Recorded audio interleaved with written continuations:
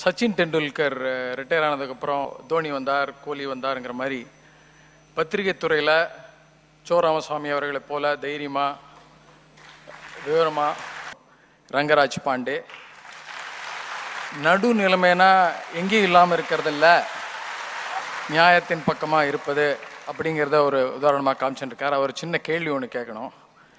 நீங்கள் இப்போ எந்த கட்சி?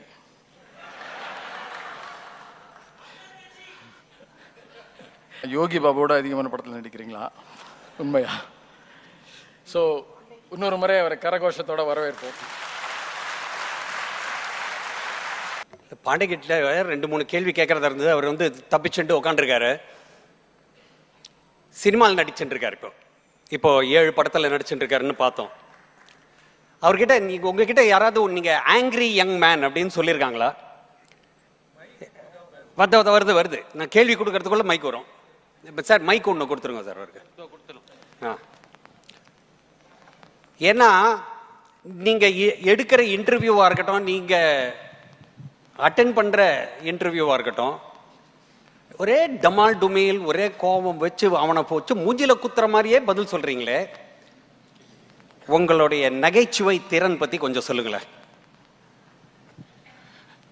எல்லாருக்கும் வணக்கம். நான் வந்து ஃபார்மலா பேசணும்னு நினைச்சேன். எனக்கு தெரியும் நீங்க யாரும் என்னைய பார்க்க வரல, ஃபல்கி சர்மா தான் பார்க்க வந்திருக்கீங்கன்னு.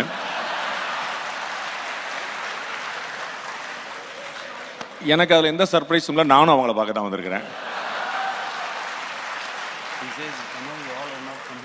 அதனால அவங்க பேசணுமா, கைதொட்டணுமா, ஜாலியாக இருந்து போயிட்டோம். உங்களுக்கு எல்லாம் தெரியும் பாண்டே நம்ம போய் லோக்கல் பைய அடுத்த ப்ரோக்ராம்ல பார்த்துக்கலாம், இல்லாட்டி யூடியூப்ல பார்த்து ஒன்றும் பிரச்சனை இல்லை, நம்ம வயநாட்டை ஒன்றும் பிரச்சனை இல்லை, அதெல்லாம் கோச்சுக்க மாட்டானது அப்படின்னு நினைப்பீங்க. அதனால வந்து எனக்கும் தெரியும் நான் முன்முடிவோட தயாராக தான் வந்து மென்டலி ஃபுல்லாக ப்ரிப்பேர்டாக தான் வந்திருக்கேன். ஒன்றும் கவலைப்பட வேண்டியதில்லை. ஆங்கிரி யங் மேனா அப்படின்னு கேட்டீங்க. முதல்ல யங் மேனாங்கிறத பார்க்கணும். என்ன செய்யறது, இளைஞர்ணியில் நிறைய பேர் இளைய வயசுலேயே இருந்துட்டாங்க. அப்படிங்கிறனால வந்து யங் மேன் அப்படிங்கிறதுக்கான கேட்டகரியாக நிறைய மாறிடுச்சு. என்னோட வயசுலேயே இருக்கிறவர் வந்து இளைஞரின் அடையாளமா இப்போ அறியப்படுறாரு, உள்ள ஃபுல்லாக சுற்றிட்டு இருக்கிறாங்க. அதனால வந்து சொல்லிக்கலாம். நானும் கொஞ்சம் சட்டையெல்லாம் மடிச்சு விட்டு கொஞ்சம் யூத் மாதிரி இருந்து பார்ப்போம், சீட்டெல்லாம் போட்டு பார்க்குறேன். ஆங்கிரிலாம் நான் படுறதுக்கு ஒன்றுமே இல்லை. இந்த இடத்துல தான் நம்ம வாழ்ந்தாகணும், இருந்தாகணும், ஏதாவது ஒரு மாற்றம் செய்தாகணும். அதனால இருக்கிற பற்றி வருத்தப்படுறதோட வேதனைப்படுறதோட ஒரு சின்ன ஒரு அகல் விளக்கை ஏற்றி வைக்க முடியுமாங்கிறத நான் பார்க்குறேனே தவிர கோமா படுறதுல வந்து there is no meaning. இன்னும் ஒரே ஒரு கேள்வி. பாண்டே 26 வருஷமா மீடியா துறையில் இருக்கீங்க. இந்த 26 வருஷம் அப்படின்னா ரொம்ப சின்ன வயசுலயே இந்த துறைக்கு வந்தாச்சு. ஸோ ஒரு சச்சின் டெண்டுல்கரோ விராட் கோலியோ எங்கேயாவது பிசிக்ஸ் லெக்சரர் ஆகிறோம் அப்படின்னோ, இல்லை நரேந்திர மோடி வந்து ஒரு விவசாயி ஆகணும்னு ஆசைப்பட்டாருனாலோ, இல்லை ராகுல் காந்தி வந்து காந்தி குடும்பத்தில் பிறக்காம வேற ஏதாவது குடும்பத்தில் பிறந்தாரோ, நம்ம இவ்வளோ பெரிய தலைவர்கள் எல்லாம் இழந்திருப்போம். அந்த மாதிரி நல்ல வேளை பாண்டே ரொம்ப சீக்கிரமா நீங்க இந்த ஜேர்னலிசம் துறையை தேர்ந்தெடுத்திருக்கீங்க. உங்களுக்கு யார் ஊக்கம் கொடுத்தாங்க இந்த துறைக்கு வரத்துக்கு? முதல்ல ராகுல் காந்தி காந்தி ஃபேமிலி இல்லை.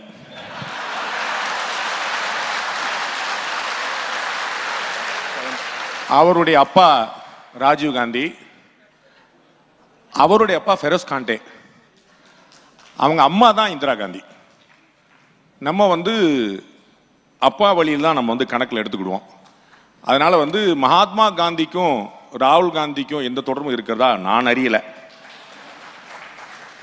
தேசியத்துக்காக வந்த கூட்டம்னு நீங்களே கொஞ்சம் 4 பேர் மாத்தி விட்டீங்கன்னா, ராகுல் காந்தி மகாத்மா காந்தி எல்லாம் ஒண்ணுதான் போல தெரியும் நினைச்சிட்டு அவங்க கன்ஃபியூஸ் ஆகிட்டாங்கன்னு வச்சுங்க. எனக்கு 7ஆம் கிளாஸ் படிக்கிறதுலேருந்து நான் ஜேர்னலிஸ்ட் ஆகணுங்கிறது ஆசை. எனக்கு வேற எந்த ஆசையும் கிடையாது. எனக்கு இன்ஸ்பிரேஷன் அப்போ சொல்ற அளவுக்கு எனக்கு யாரும் தெரியாது. ஃபல்கி சர்மா அப்போ இண்டஸ்ட்ரிக்கு வரல. அதனால இல்லாட்டி வந்திருந்தாங்கன்னா நான் ஒருவேளை சொன்னாலும் சொல்லியிருந்திருப்பேன். பட் வந்து நான் அப்போ வந்து ரொம்ப சின்ன பிள்ளையா இருந்தேன், அவங்க இன்னும் ரொம்ப சின்ன பிள்ளையா இருந்திருப்பாங்கன்னு நினைக்கிறேன். என்னோட 7ஆம் கிளாஸ்லேருந்தே I was very much interested to this. I always wanted to be a journalist. I never wanted to be an actor or politician or doctor. அதெல்லாம் ஆக முடியாதுன்னு தெரியும் எனக்கு. அதனால எது நம்மளால ஆக முடியும் பார்த்தேன். அரசியல்வாதிக்கு இணையா பத்திரிகையாளர்கள் தான் எல்லாத்த பத்தியும் பேசலாம். இஸ்ரோல ஒரு முக்கியமான தப்பு நடந்திருக்குன்னு பேசலாம். இஸ்ரோ பத்தி நமக்கு எதுவுமே தெரியாது. இஸ்ரோல இருக்கிறவங்க அவங்க இருக்கிற அறிவுல 10ல் 1 கூட நமக்கு கிடையாது. ஆனா நம்ம வந்து we can comment about ISRO. ஒன்றும் பிரச்சனை இல்லை. நம்ம கமெண்டேட்டர், ஜேர்னலிஸ்ட், அதுதான் ஈஸியா இருக்குன்னு பார்த்தேன். அந்த பக்கம் வந்து சேஃபா. சந்தோஷம்.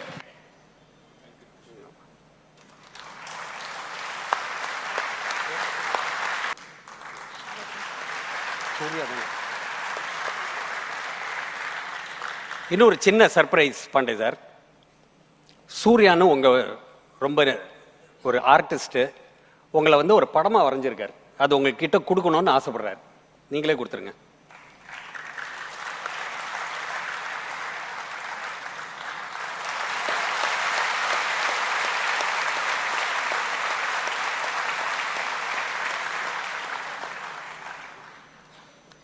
ஸ்ரீதரன் சார் நன்றி. சூர்யா ஆர்டிஸ்ட் இங்க வரமாட்டாரேன்னு நினைச்சேன்.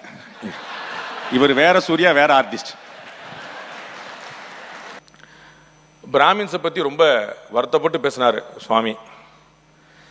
இவர் வருத்தப்படுறாரு. எங்க அண்ணன் பீட்டர் நவரோட்டோ அமெரிக்காவில் ஒருத்தர் இருக்கிறாரு. அவரு ரஷ்யால என்ன வாங்கிட்டீங்கன்னா பிராமின்ஸ் பூரா பழச்சிருவாங்க அப்படின்ட்டார். யாரோ தப்பா சொல்லியிருக்காங்க. அம்பானி, அதானி, மஹிந்திரா எல்லாம் பிராமணர்கள் சொல்லியிருக்காங்க. அந்த கம்பெனில கூட நம்மளை சேர்க்க மாட்டாங்களேப்பா நினைச்சுக்கிறது. சரி, பிம்பமாவது அப்படி இருக்கே, பிராமணர்கள்லாம் பயங்கரமான ஆட்கள் அப்படின்னு ஒரு பிம்பமாவது அப்படி இருக்கே அப்படின்னு சொல்லிட்டு ஒரு ஆனந்தப்பட்டுக்க வேண்டியதான்.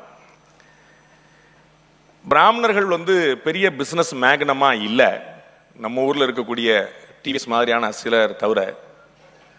ஆனால் பிராமணர்கள் வேற இடத்துல பெரிய மதிப்பு மரியாதையோடு இருந்திருக்கிறாங்க. இந்தியாவுடைய முதல் பரம்வீர் சக்ரா அவார்டி மேஜர் சோம்நாத் சர்மா ஒரு பிராமின். முதல் பரம்வீர் சக்ரா மட்டுமல்ல, one of the latest Paramvir Chakra awardee captain Manojkumar Pandey, அவரும் ஒரு பிராமின். இந்தியர்கள் இந்தியா அப்படிங்கிற பேர்ல ஒரு 4 நோபல் பரிசு கிடைச்சிருக்கு. 4மே யார் அப்படின்னு உங்களுக்கு தெரியும். மங்கள் பாண்டேல இருந்து ரங்கராஜ் பாண்டே வரைக்கும் எல்லா பேரையும் சேர்த்து விட்டுக்க வேண்டியதான் உள்ளே. எங்க அண்ணன் சுபவீர பாண்டியன் கேட்டார், மங்கள் பாண்டே உங்களுக்கு ஏதாவது சம்மந்தம் இருக்கா அப்படின்னாரு. இந்த ராகுல் காந்தி மகாத்மா காந்தி சொன்னார்ல, அந்த மாதிரி மங்கள் பாண்டே ஃபேமிலி கேர கேட்டு அடிக்க வந்துருவாங்க அப்படின்னு சொல்லி சொன்னேன். உங்களுக்கு வேணா ஒரு ஆறுதலுக்காக தகவல் சொல்றேன். பிரசாந்த் கிஷோர் பாண்டேவும் நானும் வந்து ஒரே ஏரியாக்காரங்க, அவ்வளவுதான், புரிஞ்சுக்கலாம். எங்களுடைய பிரதர்ஸோடைய மாமியார் வீடெல்லாம் வந்து அங்கதான் இருக்கு. அந்த ஊர்ல தான் பிரசாந்த் கிஷோர் பாண்டேவுடைய அப்பா ஒரு டாக்டரா இருந்தாரு. இப்ப பிரசாந்த் கிஷோர் அரசியல்வாதிகளை உருவாக்குனது போது நாமளே அரசியல்வாதி ஆயிடலாம் அப்படின்னு சொல்லிட்டு களம் கண்டுட்டு இருக்காரு. அரசியல்வாதிக்கு நம்ம ஆட்கள் என்ன செய்வாங்கிறது தெரிஞ்சிடும். ஒரு அனலிஸ்டா இருக்கிறது வேற, ஸ்ட்ராட்டஜிஸ்டா இருக்கிறது வேற, அரசியல்வாதியா வர்றது வேற. ஒரு நாம் தமிழர் சொல்றாங்கன்னு சுவாமி ரொம்ப ஃபீல் பண்ணார். எங்க அண்ணன் சீமான் எவ்வளவு பாடுபடுறாரு அப்படின்னு பிரசாந்த் கிஷோருக்கு இப்ப பீகார்ல தெரிஞ்சிடும். It's not easy game. Being a politician is a tough game. அது வந்து சாதாரண விஷயம் இல்லை. நிறைய நம்ம வந்து சொல்லிக்கிட்டே போனோம்.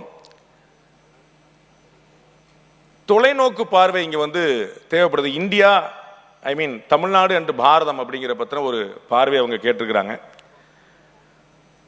இந்தியா எப்படி இருக்கணும், உலகம் எப்படி இருக்கணும் பார்க்கறதுக்கு முதல்ல ஒரு தொலைநோக்கு பார்வை தேவைப்படுது. 75-77 எமர்ஜென்சி வந்த போது, அப்பதான் நான் பிறந்தேன், குடும்ப கட்டுப்பாடு கட்டாயமா பண்ணணும், மக்கள் தொகை ரொம்ப பெரும் பாடா இருக்கு அப்படின்னு அன்னைக்கு இருந்த சஞ்சய் காந்தி யோசிச்சார். இன்னைக்கு 50 வருஷம் கழிச்சு உலகம் சொல்கிறது உலகத்தின் இளமையான நாடு இந்தியா. இங்க இருக்கக்கூடிய மக்கள் தொகை எல்லாம் ரொம்ப ப்ரொடக்டிவா இருக்கிறாங்க, பயங்கரமா பண்றாங்க, ஆட்களையே ஏற்றுமதி பண்றாங்க அப்படின்னு. அப்ப மக்கள் தொகை ஒரு கவலைப்பட வேண்டிய விஷயமா அல்லது ப்ரொடக்டிவா யூஸ் பண்ணுமா பண்ணலையா அப்படிங்கிறது யோசிக்க வேண்டிய விஷயமா அப்படின்னு பார்க்கணும். இங்கேதான் திரு நரேந்திர மோடிக்கும் திருமதி இந்திரா காந்திக்குமான வித்தியாசம் கிடைக்கும். மக்கள் தொகையை ஒரு மைனஸ் பாயிண்டா பார்த்தாங்க. அந்த மக்கள் தொகையை வச்சுதான் சைனா வந்து உலகின் நம்பர் 1 நாடா இன்னைக்கு விழுந்துட்டு இருக்கு. அந்த மேன் பவர் வச்சுதாங்கிற பார்க்க இன்னைக்கும் அதுதான் இந்தியாவுக்கும் துணை இருக்குங்கிற பார்க்கிறோம். ஆனா நமக்கு பார்வை எப்படிதான் இருந்துச்சுன்னா கம்ப்ளீட்டா உல்டாவா இருந்துச்சுன்னு பார்க்கிறோம். கோவிட் பீரியடுக்கு பிறகு நமக்கு தெரிஞ்சது செமி கண்டக்டர் வந்து ஒரு பெரிய ப்ராப்ளமா இருக்கு. நம்ம வந்து இன்டர்நேஷனல் கம்யூனிட்டி தான் எதிர்பார்த்துட்டு இருக்க வேண்டியிருக்கு, நம்மகிட்ட சொந்தமா இல்லைன்னு. நீங்க பார்த்துருப்பீங்க, தமிழ்நாட்டில் எப்பயுமே புரட்சிகள் வெடிக்கும். ஒழுங்கா ஓடிட்டு இருந்த ஸ்டெர்லைட்டை மூடியாச்சு. அதன் மூலமா என்ன ஆச்சுன்னா, காப்பர் எக்ஸ்போர்ட் கண்ட்ரியா இருந்த இந்தியா காப்பர் இம்போர்ட் கண்ட்ரியா மாறிச்சு. தாமிரத்தை ஏற்றுமதி செய்து கொண்டிருந்த இந்தியா இன்று இறக்குமதி செய்து கொண்டிருக்கிறது. அந்த இறக்குமதி செய்யக்கூடிய நாடுகள்ல சைனாவும் பாகிஸ்தானும் கூட இருக்கு. அப்ப யாருக்காக நம்ம வேலை பார்த்திருக்கோம் அப்படிங்கிற ஒரு கேள்வி. இன்னைக்கு நம்ப மாட்டீங்க, தூத்துக்குடி இளைஞர்கள், தூத்துக்குடி பெண்கள் ஸ்டெர்லைட் ஆலை வேண்டும் என்று போராடுகிறார்கள். தூத்துக்குடியில நேரடியாக 3000 பேருக்கும் மறைமுகமாக 30,000 பேருக்கும் வேலை கொடுத்துட்டு இருந்த ஒரு நிறுவனமா இருந்துச்சு. நம்ம எப்படி பார்க்கிறோம் யோசி. அப்ப கம்ப்ளீட்டா ஒரு ஃபோர் சைட் மிஸ் ஆகுது அப்படின்னு யோசிக்க வேண்டியிருக்கு. ஆனா பாரத பிரதமர் நரேந்திர மோடி வந்த பிறகு உலக நாடுகளுக்கு பூரா சைட்டே போயிடுச்சு, ஃபோர் சைட் இல்ல. ஆனானப்பட்ட சர்வதேச தாதா அப்படின்னு சொல்லிட்டு இருந்த அண்ணன் டொனால்ட் ட்ரம்ப் வந்து நடுங்குறாரு. காலையில ஒரு பேட்டி கொடுக்கிறாரு, இந்தியாவுக்கு நான் சாங்ஷன் போட்டுருவேன் 50% டாக்ஸ் அப்படின்றாரு. சாயந்தரம் பேட்டி கொடுத்து my very good friend Modi please consider my Modi my very good friend அப்படின்றார். நம்மால் எவ்வளவு ஃப்ரெண்டுக்கு டேக்கா கொடுத்தவர்னு அவருக்கு மட்டும்தான் தெரியும். என் தலைவன் பாரத பிரதமர் நரேந்திர மோடி அவர்கள் எவ்வளவு ஆலிங்கனம் பண்ணியிருக்கிறாரு அப்படின்னு கொஞ்சம் யோசிச்சிங்கன்னா தெரிஞ்சிடும். ஒவ்வொரு விக்கெட் அந்த அமெரிக்காலேயே 3 அதிபரை பார்த்தவர் மோடி. ஒபாமாவுக்கும் காப்பியை கொடுத்தாச்சு, பைடனுக்கும் டீயை போட்டாச்சு, ட்ரம்பும் காப்பி சாப்பிட்டு போய் என்ஜாய் பண்ணு. அவன் யோசிக்கிறாங்க, ஏன்னா நம்ம 3 அதிபர்கள் மாறிட்டோம், இந்தியாவில் அதே ஆள் அப்படியே நிக்கிறாரு. மோடி அசராம சொல்றாரு, இப்பதானப்பா 3வது முறை, வெயிட் பண்ணுங்கப்பா, அப்புறம் தேர்ட் டைம் தானே வெயிட் பண்ணுங்கன்றார். நண்பர்கள், இதில் ஆச்சரியப்பட வேண்டிய விஷயம் என்னென்றா, மோடியை விட அதிக காலம் ஆட்சி செய்து கொண்டிருக்கிறோம் பக்கத்திலே இருக்கிறாங்க, சைனாலும் ரஷ்யாலும். ஆனால் அவர்கள் சர்வாதிகாரத்தால் நிற்கிறார்கள். இங்கு ஜனநாயகத்தால் மீண்டும் 3வது முறையாக மோடி வென்றிருக்கார். அதை பார்க்கும். மக்களால் தேர்ந்தெடுக்கப்பட்டு வந்து நிற்கிறார். அதை பார்க்கும்.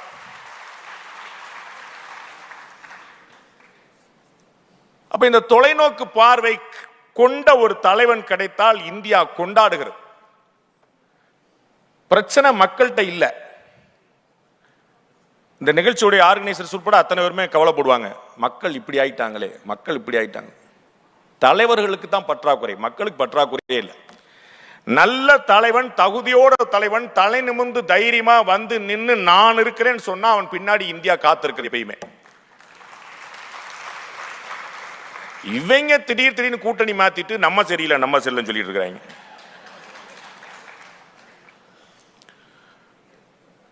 எவ்வளவு ஆச்சரியமான 2 பெரும் சாதனைகளை இந்த மத்திய அரசு, இந்திய அரசு செய்திருக்கிறது. டாக்டர் சுப்பிரமணிய சாமி அவர்கள் பலமுறை இதை வலியுறுத்தி கொண்டே வந்தார். இந்திய அரசோடு சண்டையும் போட ஆரம்பித்தார், பாஜகவை விமர்சிக்கவும் ஆரம்பித்தார். யாருமே எதிர்பார்க்காத வகையில வருமான வரியை ஆண்டுக்கு 12 லட்சம் ரூபாய் விலக்கு கொடுத்தது இந்த இந்திய அரசு. கற்பனை பண்ண முடியாத விஷயம், யாரும் எதிர்பார்க்காத விஷயம். 12 லட்சம் ரூபாய் ஆண்டுக்கு, ஒரு மாதத்துக்கு 1 லட்சம் ரூபாய் சம்பாதிச்சா. ஏன் அந்த 12 லட்சம் ரூபாங்கிறத நீங்க புரிஞ்சுக்கணும். இந்தியாவில் இருக்கக்கூடிய இந்த கிரீமி லேயர் அப்படின்னு ஒரு விஷயம் இருக்கு பாத்தீங்களா, இந்த கிரீமி லேயருக்கான கணக்கு கிட்டத்தட்ட 88-90 லட்சம் ரூபாய் வச்சிருக்காங்க. ஒரு ஆண்டுக்கு 90 லட்சம் ரூபாய் வரைக்கும் சம்பாதிச்சா, அதுவும் விவசாய வருமானம் சேராது, 90 லட்சம் ரூபாய் வரைக்கும் சம்பாதிச்சா அவர்கள் வந்து கிரீமி லேயருக்கு கீழே, பாவம் கிரீம் கிடையாது அவங்க எல்லாம். இப்பதான் பாரத பிரதமர் 90 லட்சம் ரூபாய் வரைக்கும் ஏழைகள் லிஸ்ட்ல சேர்த்துறீங்கன்னா 12 லட்சம் ரூபாய் ஆக்கிருக்கா, பூரா வந்து இன்கம் டாக்ஸ் ஃப்ரீ, ஓடிப்போ, முடிஞ்சு வச்சுக்க. ரொம்ப சமீபமா பாரத பிரதமர் பேசினாரு, தீபாவளிக்குள்ள நாங்க ஜிஎஸ்டி குறைக்கிறோம். கிட்டத்தட்ட 387 பிரிவுகளுக்கான ஜிஎஸ்டி வந்து கம்ப்ளீட்டா அப்படியே வந்து கீழே கொலாப்ஸ் பண்ணி 2 பிரிவுகளையே தூக்கி விட்டு only 5% and 18%, 2% தான். சோ கிட்டத்தட்ட 357 பிரிவுக்கு வந்து ஜிஎஸ்டியை குறைச்சிட்டு 4 ஸ்லாபா 2 ஸ்லாபா மாத்திட்டு திராவிட முன்னேற்ற கழகத்துல தன்னுடைய மகனை எம்எல்ஏவா வச்சிருக்கக்கூடிய விக்ரமராஜா இன்னைக்கு காலில் வந்து பாராட்டிட்டு போறார். நிர்மலா சீதாராமன் மோடி ஆஹா ஓஹோ அப்படின்னு போறார். தமிழ்நாட்டு நிதியமைச்சர் அண்ணன் தங்கம் தென்னரசு ஜிஎஸ்டி ஸ்லாப குறைச்சா எங்களுக்கு நட்டமாயிருமே சொல்றார். மக்களுக்காக குரல் கொடுக்கிறார். ஜிஎஸ்டி வந்தபோது அது கப்பர் சிங் டாக்ஸா, அது ஹிந்தி படம், உங்களுக்கு எல்லாம் தெரிஞ்சிருக்கும். இது நம்ம வாழலாம் ஹிந்தி படம் தானே பார்க்குறாள். தமிழ்ல ஒரு படமும் நன்னா இல்லை. அதெல்லாம் கமலஹாசனோட போயிடுது, கமலஹாசனும் போயிட்டார் போதுமா.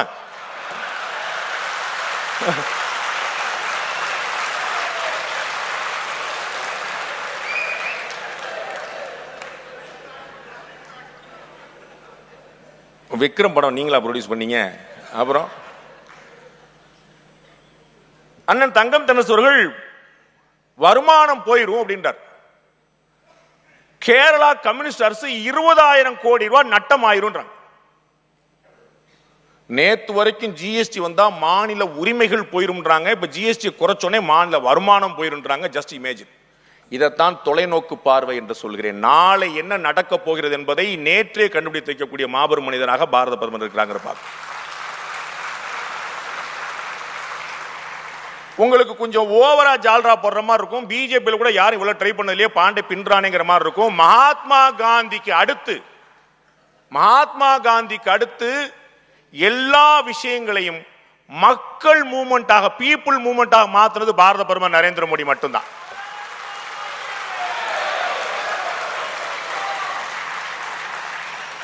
டாக்ஸ் கட்டுறவங்களை கொள்ளையடிக்கிறவங்களா பார்த்த நாடு இது. அவனுக்கு என்னடா கோடீஸ்வரன், அவன் என்னடா பணக்காரன், சும்மா சம்பாதிச்சிருப்பானா அப்படின்னு நெகட்டிவா பார்க்க வச்சது. அம்பானி, அதானி அத்தனை பிசினஸ்மேன் நதியில நின்றுட்டு பிசினஸ்மேன் தான் இந்தியாவை தூக்கி நிறுத்துறார்கள் என்று சொன்னவர் நரேந்திர மோடி. கிட்டத்தட்ட 50 லட்சம் மட்டுமே இந்த ஜிஎஸ்டி 8 வருஷத்துக்கு முன்னாடி வரும்போது கம்ப்ளைண்ட்ஸ் 50 லட்சம் 50 கோடி பேர் மட்டும்தான் 50 லட்சம் பேர் தான் கட்டிட்டு இருந்தாங்க ஜிஎஸ்டி. இன்னைக்கு 8 வருஷம் கழிச்சு 1.5 கோடி பேர் ஜிஎஸ்டி டாக்ஸ் கட்டுறாங்க எவ்ரி மந்த். ஜஸ்ட் இமேஜின் எவ்வளவு பெரிய டிரான்ஸ்ஃபர்மேஷன். மக்கள் தானாக ஜிஎஸ்டி கட்ட தொடங்குகிறார்கள். அப்ப மக்கள்கிட்ட இந்த விழிப்புணர்ச்சியை கொண்டு வருது. அது ஸ்வச் பாரத் மூவ்மெண்ட்ல இருந்து எல்லா விஷயங்கள்லயுமே கொண்டு வர்றார். தமிழ்நாடு ஏன் இப்படி இருக்குன்னு தலைவர் ஃபீல் பண்ணாரு. தமிழ்நாடு பிரமாதமா இருக்கு, என்ன குறைஞ்சிருச்சு? ஆதார் கார்டு கொண்டு வந்த போது இந்தியாவிலே நம்பர் 1 ஆதார் கார்டு வாங்கின மாநிலம் தமிழ்நாடு. 98% உடனே வாங்கிட்டாங்க. எந்த விஷயமா இருந்தாலும் குழப்பம் இல்லாம, சண்டை சச்சரவு இல்லாம, அரசியல்வாதிகள் பண்றது, ஊடகங்கள் பண்றது நெரேட்டிவ், அது வேற காமெடி, அது தனி.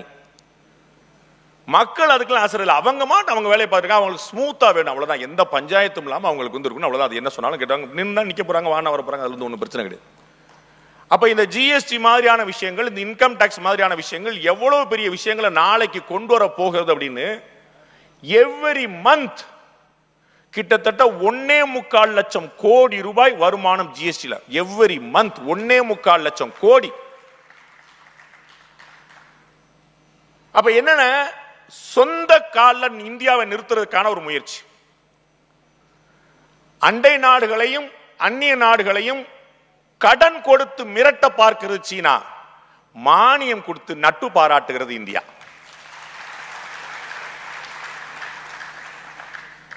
ஸ்ரீலங்கா முறைச்சு பார்த்துச்சு, தெரிஞ்சிருச்சு இந்தியா முறைச்சா பிரயோஜனம் இல்லை. மால்தீவ்ஸ் முறைச்சு பார்த்துச்சு, அப்புறம் பழகிட்டாரு. மேரா தோஸ்த், எங்கள் அண்ணன் ட்ரம்ப் மேரா தோஸ்த் தான், வழியே இல்லை. பஸ் 140 கோடி மக்கள் தொகை வந்து தி கிரேட்டஸ்ட் வேர்ல்ட் மார்க்கெட். வெறும் மக்கள் தொகையில மார்க்கெட். எங்கள்கிட்ட வந்து ஊரோட பேஸ்ட் வேண்டாம், நாங்க சாங்ஷன் பண்ணுவோம், நிப்பட நாங்க வேப்பங்குச்சி எடுத்து ஏதாச்சும் போயிட்டே இருப்போம். விஜயில இருந்து இண்டிஜினியஸ் வேப்பங்குச்சின்னு வித்துருவாங்க. இதுதான் பாரத் மாதா வேப்பங்குச்சி, இந்த வேப்பங்குச்சி போட்டீங்கன்னா இந்தியா வளரும் அப்படின்னு. நம்மால் சாம்பலை வச்சு தேய்ச்சிட்டு போயிடுவான். வாஜ்பாய் அவர்கள் அணுகுண்டு சோதனை நடத்தின போது கிளின்டன் இருந்தார் நினைக்கிறேன், அவருக்கு பொருளாதார தடை விதிச்சாச்சு இந்தியாவுக்குன்னாரு. நம்ம ஆளுங்க கேட்கவே இல்லையே, நீ விதிச்சுக்கோ, எனக்கு என்ன பிரச்சனை. அவங்களே பொருளாதார தடை விதிச்சுட்டு அவங்களே பொருளாதார தடை வாபஸ் வாங்கிட்டாங்க. என்னடா அப்படின்னு அங்க இருக்க பிசினஸ் மேன்லாம் லாபிஸ்லாம் சண்டை போயிட்டான். 140 கோடி பேர் மார்க்கெட் என்னது, நீ வேற, நம்ம அவங்க நம்பி தான் பொழைச்சிருக்கோம். சைனாக்காரன் வாங்க மாட்டான், இந்தியாக்காரன் தான் ஏப்பா சாப்ப. ஓ it's American brand, you know, Indian brands மாதிரிலாம் கிடையாது, அமெரிக்கன் பிராண்ட், யூஎஸ் அப்படின்னு நம்மளால தான் வந்தது. அது அமெரிக்கால இருந்து வந்துருச்சு அப்படின்னு சொல்லி சொன்னா அது ஆட்டுக்குட்டியா இருந்தாலும் பிரமாதமான கம்பெனி இருக்கும். ஆனா அத மாதிரி உண்டாடும். யூஎஸ் தான் சார். நீங்க சொல்லிட்டு இருக்கலாம், பாண்டே இன்னைக்கு பேசுவார், நாளைக்கு போயிடுவார், நாளைக்கு ஒரு பொண்ணு எங்க கொண்டு போயிடுவார், பையன் எங்க கொண்டு போயிடுவார், அதெல்லாம் தெரியாது. நமக்கு நம்ம பத்திரமா நமக்கு தானே. ஆனா இந்தியா அப்படிங்கிறத ஒரு மேட்டர் ஆஃப் பிரைடா மாத்தினது பாரத பிரதமர் நரேந்திர மோடி. இங்க இருக்கக்கூடிய ஆடியன்ஸ் யாருன்னு எனக்கு தெரியும், என்னை உங்களுக்கு தெரியும், உங்களை எனக்கு தெரியும். இங்க இருக்கக்கூடிய 80% ஃபேமிலி மெம்பர்ஸ் எங்க இருக்கிறாங்கன்னு எனக்கு தெரியும். 10 மணிக்கு அவன் வீடியோ கால்ல வருவான், அதுக்கு முன்னாடி பராமரிச்சு போகணுங்கிறது எனக்கு தெரியும். அவங்கள்ட்ட கேட்டு பாருங்க முன்னாடி என்ன இருந்துச்சுன்னு. இந்தியாவை ஒரு வேலைக்கார நாடு மாதிரி பார்த்துட்டு இருந்த இடத்துல இன்னைக்கு ஒரு அறிவார்ந்த நாடு, ஞான பூமின்னு 100 ஆண்டுகளுக்கு 1000 ஆண்டுகளுக்கு பிறகு திரும்ப வந்துருக்கு. தமிழ்நாடு இதுல எங்க இருக்குன்னு பார்க்கணும் நண்பர்களே.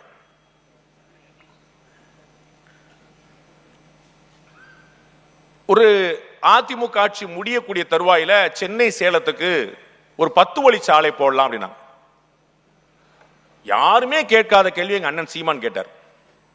ஏற்கனவே சென்னை சேலத்துக்கு தான் ரோடு இருக்கு, அப்புறம் எதுக்கு இன்னொரு ரோடுன்னார். நான் தான் கேட்டேன், தமிழ்நாட்டில் இவ்வளவு கட்சி இருக்கு, அப்புறம் எதுக்கு நாம் தமிழர் அப்படின்னு. ஏற்கனவே அவ்வளவு கட்சி இருக்குல்ல, அப்புறம் தயவு செய்து தமிழ்நாட்டில் அரசியல் பேசக்கூடிய யாரும் வில்லிவாக்கத்தை தாண்டுவதில்லை, தான் பெரிய பிரச்சனை. வில்லிவாக்கம் தாண்டி உலகம் இருக்குன்னே தெரியல. தயவு செய்து குஜராத்துக்கு போனதெல்லாம் போதும், அதெல்லாம் பழைய நியூஸ், லேட்டஸ்ட் நியூஸ். யூபிக்கு வந்து பாருங்க, உத்தரப்பிரதேச போய் பாருங்க தெரியும். சார் டிராக்டர் ஓடிட்டு இருந்த ரோட்ல போர் விமானத்தை இறக்குறான் சார், போர் விமானத்தை இறக்குறான். டிராக்டர் ஓடிட்டு இருந்த ரோடு அப்படியே பல பல பல பல பல பல பல கண்ணாடி மாதிரி. பனாரஸுக்கு போனா ஏர்போர்ட் அடையாளம் தெரியல எனக்கு. முன்னாடிலாம் 10 நிமிஷம் அசராம நின்னீங்கன்னா உங்க மூஞ்சிலே துப்பிடுவான் எங்க ஊருக்காரன். பான் போட்டுட்டு இருப்பான், சாரி நீங்க நிக்கிறீங்களா அசராம நின்னீங்க, ஏதோ தூண் செலவுல நினைச்சேன்னு துப்பிடுவான்.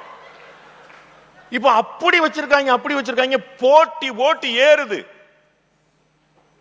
வளர்ச்சியை தடுக்கிறார்கள். பரந்தூர் விமான நிலையம் வரக்கூடாது. இளைய தளபதி திரு விஜய் அவர்கள் அழகா சொன்னார், நாங்கள் விமான நிலையத்தை எதிர்க்கவில்லை, பரந்தூரில் விமான நிலையத்தை எதிர்க்கிறோம். நான் கேட்டேன் வேற எங்க ஆரம்பிக்கலாம் நீங்களே சொல்லிருங்க அப்படி. ஏதாவது இடம் சொல்லணும்ல, பனையூர் வேண்டாமா?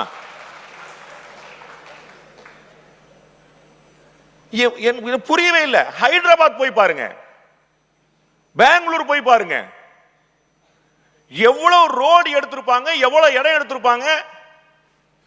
அப்ப இது நம்ம ஆட்கள் அப்படி சொல்லல, நான் இந்த நக்சல்கள் எப்படி சிந்திப்பாங்கன்னு சொல்ல வரேன். முதல்ல வளர்ச்சியை பூரா தடுத்துருவான், அப்புறம் வளர்ச்சி இல்ல பாத்தியா அப்படின்னு ஓட்டு கேட்பான். உங்களுக்கு புரியுங்களா? சத்தீஸ்கர்ல பஸ்தர் மாவட்டத்தில் பள்ளி கூட அமைக்க முடியாது, ரோடு போட விட மாட்டாங்க. நீங்க தயவு செய்து பார்க்கணும், இந்தியா எவ்வளவு கடினமாக பேய் பிசாசு மாதிரி உழைச்சு முன்னேறிட்டு பார்க்கணும். ரோடு போடுவான் சார், ரோடு ரோலர்ல ரோடு போடுவான் சார், சுத்தி 18 போலீஸ்காரன் துப்பாக்கியோட இருப்பான் சார். எப்படியாவது வளர்ச்சியை கொண்டு வரணும்னு அடம் பிடிச்சு நிக்குது பாஜக அரசு. ரோடு போடுறதுக்கு போலீஸ் பாதுகாப்பு, அவன் ரோட்ல குண்டு வச்சிருவான். கேட்டான சொல்லும்போது ரோடு போட்டா ராணுவம் வந்துருமா. கொஞ்சம் யோசிச்சு பார்க்கணும். முன்னாள் பாதுகாப்புத்துறை அமைச்சர் ஆண்டனி அவர்கள் இதே வார்த்தையை சொன்னார், சைனா பார்டர்ல பூரா ரோடு போட்டா அவங்க ஈஸியா வந்துருவாங்க. இன்னைக்கு நம்ம ரோடு போட்டோம், அவன் முழிச்சுக்கிட்டு இருக்கிறான். நம்ம ரோடு போட்டோம் முழிச்சுக்கிட்டு இருக்கிறான். நம்முடைய ராணுவ விமானங்கள் இறங்கி ஏறி பயிற்சி பண்ணிட்டு இருக்கு. ஆபரேஷன் சிந்தூர் எவ்வளவு நாள் ஓடும் அப்படின்னா 3 நாள் சார் போதும் அப்படின்ட்டார். எவன் ஆரம்பிக்கிறானோ அவனுக்கு முடிக்க தெரியணும், எவன் ஆரம்பிக்கிறானோ அவன் தான் முடிக்கணும். வேற ஒருத்த முடிஞ்சா கேம் வேற, எவன் ஆரம்பிச்சானோ அவன் தான் முடிக்கும். அப்படி அரட்டி எடுத்து ஆச்சரியப்படுத்தி தொலைநோக்கு பார்வையோடு வேகமாக புயல் வேகத்தில் புலி வேகத்தில் ஓடிக்கொண்டிருக்கும் போது பின்னாடி பிடிச்சிருக்கிறாங்க. பரந்தூர் விமான நிலையம் வேண்டாம், 10 வழிச்சாலை வேண்டாம், செயற்கைக்கோள் நகரங்கள் வேண்டாம், நான் அடிக்கடி சொல்லிக்கிட்டே இருப்பேன், திராவிட முன்னேற்ற கழகம் மாதிரி பிரமாதமான எதிர்க்கட்சி இந்திய வரலாற்றிலேயே கிடையாது.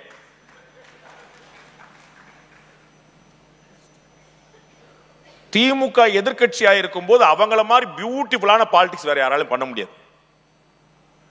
இதே 10 வழிச்சாலைக்கு சாலை வேண்டாம் என்று திமுக அன்று சொன்னது. நெடுஞ்சாலைத்துறை அமைச்சராக அண்ணன் ஏவவேலு ஆனோனே நாங்கள் சாலைக்கு எதிராக இல்லை, சாலை வேண்டும், வளர்ச்சி வேண்டும் மாத்தி சொல்லிட்டார். NLCல மக்கள் போராட்டம் நடத்துகிறார்கள். சில கட்சிகளுடைய பின்னணியில தமிழக அரசு ரொம்ப திடமாக நின்று நில கையெடுப்பு செஞ்சிட்டு இருக்கு. பரந்தூர் விமான நிலையத்தில் திமுக ஆளுங்கட்சியானோனே ஆல்மோஸ்ட் 500 ஏக்கருக்கு மேல லேண்ட் அக்யூர் பண்ணியாச்சு. உங்களுக்கு தெரியுமா, பாரத பிரதமர் நரேந்திர மோடி அவர்கள் கொண்டு வந்து திரும்ப பெற்ற சட்டம் ஒன்று இருக்கு. வேளாண் சட்டம் பின்னாடி, ஃபார்ம் லேண்ட் வந்து பின்னாடி, அதற்கு முன்னாடி ஒன்று இருக்கு, நிலம் கையகப்படுத்தும் சட்டம். லேண்ட் அக்விசிஷனுக்குன்னு ஒரு ஆக்ட் கொண்டு தான், அதை 2 ஆர்டினன்ஸ் கொண்டு வர முடியல. You won't believe, central government ஒரு சர்க்குலர் அனுப்பிச்சு, இதை விட அதாவது கொண்டு வர விரும்பின சட்டத்தோட பிரமாதமான நில கையெடுப்பு சட்டம் தமிழ்நாட்டில் இருக்குது, மாநிலங்கள் அதை ஃபாலோ பண்ணணும் அப்படின்னு. இந்திய கம்யூனிஸ்ட் கட்சியுடைய மூத்த தலைவர் திரு முத்தரசன் அவர்கள் எனக்கு பேட்டி கொடுக்க வந்தார். சார், அதை விட பயங்கரமான சட்டம் தமிழ்நாட்டில் இருக்காம நரேந்திர மோடி சொல்லிட்டார். அப்படியா, தெரியவே தெரியாதே அப்படின்னாரு. தமிழ்நாட்டில் ஒரு சட்டம் இருந்தால் இவர்கள் தெரியவதில்லை. அந்த சட்டத்தின் அடிப்படையில் 500 ஏக்கருக்கு மேல லேண்டு பரந்தூர்ல எடுத்துட்டாங்க. அப்ப என்ன சொல்கிறார்கள், என்ன செய்கிறார்கள் பார்க்க. தமிழ்நாடு வளர்ச்சியில பின்தங்கி இருக்குதுன்னு நீங்க எல்லாம் பிம்பத்தில் இருக்கிறீங்க. இல்ல, டாஸ்மாக் உடைய ஆண்டு வருமானம் 50,000 கோடி, இந்தியாவிலே வேற எங்கேயும் கிடையாது. 50,000 கோடி ரூபாய் வருஷத்துக்கு. நான் கொஞ்சம் மேத்தமெட்டிக்ஸ்ல இருக்கு, கணக்கு தெரிஞ்ச பெருமக்கள்லாம் பார்த்துக்கோங்க. அப்ப மாசத்துக்கு எவ்வளவு? அப்படி அரசாங்கத்துக்கான வருமானம், மல்லையாக்கான வருமானம் தனி. அப்புறம் வளர்ச்சி இல்லைன்னு பேசக்கூடாது. 2021 35,000 கோடி தான், 2025 தான் 50,000 கோடி, 15,000 கோடி 4 வருஷத்துல. என்ன வளர்ச்சி இல்லை, வளர்ச்சி இல்லைன்னு இப்ப பார்த்தாலும் 50,000 கோடி. Just imagine. இந்தியாவிலேயே அதிகமாக தற்கொலைகள் நடக்கிற, எனக்கு முன்னாடி பேசுறாரு 30 நிமிஷம் எடுத்தாரு, நான் வந்து 1 மணி நேரம் எடுப்பேன்.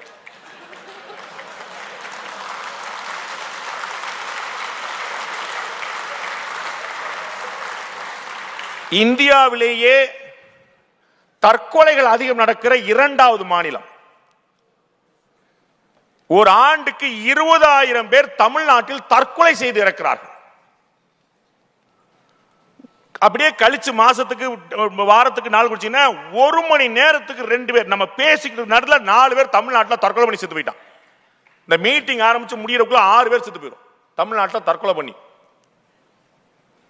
ஆனால் நீட்டுக்காக தற்கொலை நடக்கிறது அப்படின்னு சொல்லி இவங்க பிம்பத்தை கிரியேட் பண்றாங்க. Every hour there is 2 suicides in Tamil Nadu. Every hour. அதை பத்தின ஒரு பார்வை, அதை தடுக்கணும். 20,000 பேருங்க வருஷத்துக்குங்க. இந்தியாவிலே அதிகமா செகண்ட் ஹையஸ்ட் ரோட் ஆக்சிடென்ட் தமிழ்நாட்டில் நடக்குது. 18,000 பேர் ஆண்டுதோறும் சாலை விபத்தில் இறக்கிறார்கள். மாசத்துக்கு 1,500 பேர், ஒரு நாளைக்கு 50 பேர் பேர் அவர் 2 பேர். அதுல ஒரு 4 பேர் இறந்து போறோம் அந்த மீட்டிங் முடியறதுக்குள்ள. கல்வியில நம்ம வந்து பெரிய புரட்சி பண்ணிருக்கணும்னு கிராஸ் என்ரோல்மெண்ட் ரேஷியோ GER அப்படிங்கறத சொல்லிட்டு இருக்காங்க. இந்தியாவிலே அதிகமான மாணவர் சேர்க்கை நடக்கக்கூடிய மாநிலம் தமிழ்நாடு. உண்மை, நோ டவுட். அது நீங்களா சேர்க்கிறீங்க? என்னுடைய தமிழர் தந்தைகள் தாய்மார்கள் கஷ்டப்பட்டு சம்பாதிக்கிறாங்க. சம்பாதிச்ச உடனே பிள்ளைகளை தூக்கி பள்ளிக்கூடத்தில் சேர்க்கிறாங்க, படிக்க வைக்கிறாங்க. அவர்கள் பிள்ளைகள் படிக்கணும் என்று ஆசைப்படுறாங்க. நீங்க என்ன பண்ணீங்க? அவர்கள் ஏதோ செஞ்ச மாதிரி படிக்கிறாங்க. GER கூடிருச்சு. ஆனா என்ன நடக்குதுன்னு நீங்க பார்க்கணும். 2024 ஏசர் ரிப்போர்ட் படி அரசாங்க பள்ளிக்கூடத்தில் இருக்கக்கூடிய 5ஆம் வகுப்பு மாணவர்கள் 37% பேர் தான் 2ஆம் வகுப்பு பாடத்தை படிக்க முடியுது. 37% அரசு பள்ளி மாணவர்கள் தான் 5ஆம் வகுப்பு மாணவர்களால் 2ஆம் வகுப்பு பாடத்தை படிக்க முடியுது. 2ஆம் வகுப்பு பாடத்துல என்ன இருக்கும் நினைக்கிறீங்க? சுந்தர் பிச்சையா? இல்ல, அந்த இது போட்டிருக்கான் டெக்ஸ்ட்ல. மான் ஓடியது, புலி துரத்தியது, மான் வேகமாக ஓடி குகைக்குள் ஒளிந்து கொண்டு தப்பித்தது. இதை படிக்க முடியல 5ஆம் கிளாஸ் பையனால. 37% பேர் தான் படிக்கிறான். 8ஆம் கிளாஸ் படிக்கக்கூடிய மாணவர்கள் 62% பேர் தான். 8ஆம் கிளாஸ் படிக்கிறவன் 2ஆம் கிளாஸ் பாடத்தை 62% படிக்கிறான், மிச்சம் 32% பேரால் அதை வாசிக்க முடியல, படிக்க முடியல. அரசாங்க பள்ளிக்கூட நிலைமை. இப்ப நேத்து ஒரு ரிப்போர்ட் பார்த்தேன், டைனஸ்டி பாலிடிக்ஸ் எப்படி இருக்குதுன்னு. டிஎம்கே 18% பேர் டைனஸ்டி பாலிடிக்ஸ், அவங்களுடைய குடும்பத்திலிருந்து வந்தவங்க. அதிமுக 4% பேர். முக்கியமான காரணம் இதற்கு தேசிய கட்சிகள் இல்லாத தமிழகம். அதான் முக்கியமான பிரச்சனை. கம்யூனிஸ்ட் கட்சி முழுக்க கரைந்து, தேசியத்தை எதிர்பார்த்து கரைந்து, அது வந்து மாநில கட்சியா கூட அங்கீகாரம் பெற முடியாத இடத்துக்கு போயிருச்சு. காங்கிரஸ் கட்சி திமுக இருந்தால் நமக்கு எந்த குழப்பமும் இல்லை, நம்ம ஈஸியா போலாம். திமுக தலைவர் தமிழக முதலமைச்சரும் பெருந்தன்மையோடு இருக்கிறார். காங்கிரஸ் கட்சிக்கு 10 எம்பி சீட் கொடுத்தார். இந்தியாவிலே யாரும் கொடுக்கல. தேஜஸ்வி சூர்யா இன்னைக்கு சொல்ற, தேஜஸ்வி யாதவ் இன்னைக்கு சொல்லிட்டாரு பீகார்ல, நாங்க 243 நாங்களே தனியா போட்டுக்கிறோம் அப்படின்ட்டு. மம்தா பானர்ஜி காங்கிரஸ் அக்கௌண்ட்லயே சேர்க்க மாட்டேங்குது. ராகுல் காந்தி பார்த்தாரு, அவருக்கு பேசிக்கலா திமுக பெருசா பிடிக்காது. நீங்க பாத்துக்கணும், அவருக்கு வந்து பெருசா பிடிக்காது. அவர் எங்க அண்ணன் ஸ்டாலினே சொல்லிட்டாரு, ஏன்னா இவர மாதிரி பெருந்தன்மையா இது வரைக்கும் யாருமே செயல்படல, இந்தியா முழுக்க செயல்படல. காங்கிரஸ் கட்சி தனியா என்ன எத்தனை எம்பி வாங்க நினைக்கிறீங்க? 10 எம்பி சார், லட்டு மாதிரி கொடுத்திருக்கிறார். அந்த பெருந்தன்மைக்கு சொந்தக்காரர். ஆனா தேசிய கட்சிகள் இங்க இல்லாம போயிடுச்சு, கூடவே நிக்குது. பிஜேபி இருக்கா இல்லையான்னு பிஜேபிக்கு தான் தெரியும். நான் ஏதாச்சும் சொன்னா அப்புறம் திருப்பி சண்டைக்கு வந்துருவாங்க. அது நம்ம நிலைமை சாண்ட்விச் மாதிரி ஆயிடுச்சு சார். அவனும் சேர்க்க மாட்டான், இவனும் சேர்க்க மாட்டான். நீ ஒண்ணு இந்த பக்கம் வா, இல்லாட்டி அந்த பக்கம் வா அப்படின்னா.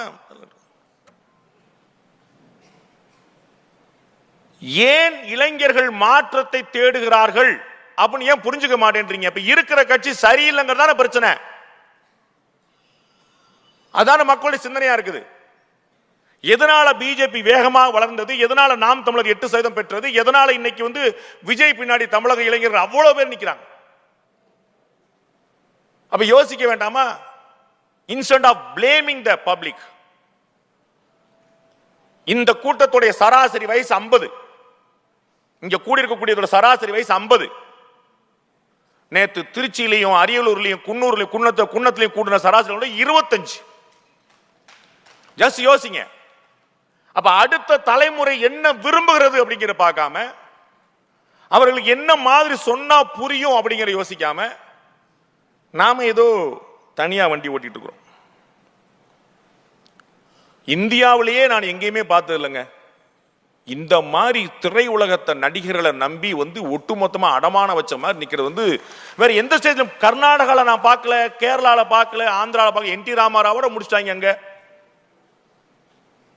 இது நம்ம வேற டாக்டரோ இன்ஜினியரோ ஆடிட்டரோ யாருமே காப்பாற்ற முடியாது நினைக்கிறாங்க. நடிகர்கள் தான் நம்மளை காப்பாற்ற முடியும். ஏன்னா அவர் ஒருத்தர் தான் ஒரே நேரத்தில் 8 பேர் அடிக்கிறார். டாக்டர் ஒவ்வொருத்தரா வாங்கன்றாரு, இன்ஜினியர் அடுத்த வாரம் வாங்கன்றாரு, நடிகர் மட்டும் தான் ஒரே நேரத்தில் 8 பேர் அடிக்கிறார். அவரு அப்ப நம்ம பிம்பம் எப்படி போய் நிக்குது அப்படிங்கிறது எனக்கு புரியவே இல்லை. ஆனா இதை பிளேம் பண்றதுல அர்த்தம் இல்லைங்க. தமிழ்நாட்டில் பிஜேபி ஏன் வளர முடியல அப்படின்னு ஆசிரியர் திரு குருமூர்த்தி அவர்கள்ட்ட கேட்டாங்க. அவர் சொல்ற டிஎம்கே தான் காரணம் அப்படின்னு. நான் ஹம்பிளா முரண்படுறேன். பிஜேபி தான் காரணம். தமிழ்நாட்டில் பிஜேபி வளராம போனதுக்கு பிஜேபி தான் காரணம். டிஎம்கே தான் பிஜேபி வளர்க்குது. டிஎம்கே லைவ்ல இருந்தா தான் பிஜேபி வளரும். டிஎம்கே இல்லாத தமிழ்நாட்டில் பிஜேபிக்கு வேலை இல்லை. புரியல உங்களுக்கு? கஷ்டம். அவங்களுக்கு புரிஞ்சிருச்சு. திமுக நேற்று வரை பேசிக் கொண்டிருந்த அதே விஷயங்களை திரு விஜய் பேசுகிறார். நேத்து அரியலூர்ல பேசிட்டார், பீகார்ல 65 லட்சம் ஓட்டு போயிருச்சுங்கன்றார். ஓட் சோரி. ராகுல் காந்தி பேசுறது அப்படியே பேசுறார். திமுக கவனமா இருக்கணும், காங்கிரஸ் கட்சி தடமாறிடுமா பாத்துக்கணும். அது ஒரு சிக்னலா நான் பார்க்கிறேன். காங்கிரஸ் கட்சியுடைய தலைமை கொஞ்சம் யோசனை இருக்கிறதா கேள்விப்படுறேன். அதனால வந்து அதே ஒரு சிக்னல் கொடுக்குற மாதிரி இங்கே போயிட்டு இருக்கிறாங்கன்னு பார்க்குறோம். தேசிய கட்சிகள் இல்லாத தமிழகம் தான் ஒரு பெரும்பாடு. மக்கள் தேசியவாதிகளாக இருக்கிறார்கள். நண்பர் பெரிய பட்டியல் போட்டார். அது சுதந்திர காலத்துக்கு முன்னாடி இருந்து பாரதியார் காலம் வரைக்குமே பிறகுமே கூட எப்பயுமே நம்ம பின்னாடி வந்ததில். அதனால தான் எம்ஜிஆர் அவர்கள் கூட அனைத்து இந்திய அண்ணா திராவிட முன்னேற்றங்களை தான் ஆரம்பிச்சாரே தவிர வெறும் தமிழ்நாட்டுக்கான விஷயம் ஆரம்பிக்கல. ஒரு ஆல் இந்தியா பார்ட்டியாக தான் அது மைண்டில் நினைச்சார். இந்தியாவுக்கான பார்வையோடு நினைச்சார். மூப்பனார் அவர்களும் ஜெயலலிதா அவர்களும் அதே தொடர்ந்து பார்வையில் இருந்தாங்க. தமிழ்நாட்டில் பிஜேபி வளர்க்கறதுக்கு நிறைய ஐடியா சொல்லலாம், யாரும் கேட்க மாட்டாங்க. எனக்கு தெரிஞ்ச ஒரே வழி நரேந்திர மோடி தமிழ் கத்துக்கிறதா. நன்றி, வணக்கம்.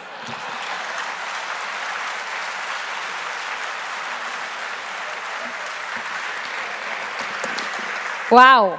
Wow, wow. Come on.